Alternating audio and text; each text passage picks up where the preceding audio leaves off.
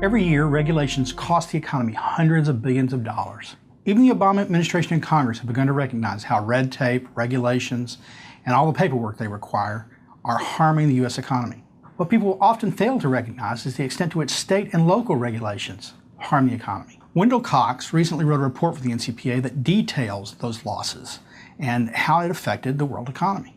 For instance, the recent recession is largely due to the bursting of a housing bubble. How the housing bubble worked, well, part of it was you had a relaxation of mortgage loan rules and governments mandating certain things that encouraged banks to loan more money than people could afford to pay back for houses they couldn't really afford. And cities that had the most restrictive growth control policies, so-called smart growth cities, were least able to fit that need, so their prices spiked. What a lot of people don't realize is that the housing bubble wasn't universal. In fact, some cities were much more affected by the drop in housing prices and the rise up of housing prices before that than other cities.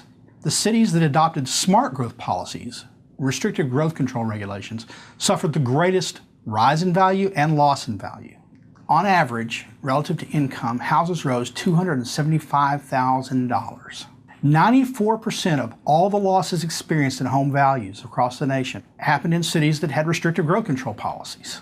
The cities with the 11 most restrictive growth control policies, their housing values dropped on average $175,000 per unit. By contrast, the rest of the nation combined only saw their housing prices decline 6% on average. The NCPA has a long history of looking at smart growth policies. We've argued in the past that it wrongly restricts a person's right to develop their property as they wish.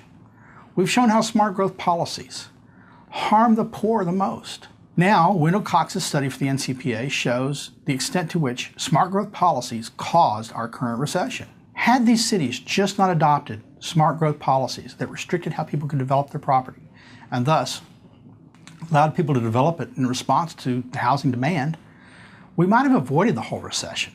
Or at least we would have softened the blow. It wouldn't have been as great. Plain and simple, smart growth is dumb. Government should get out of the land planning business.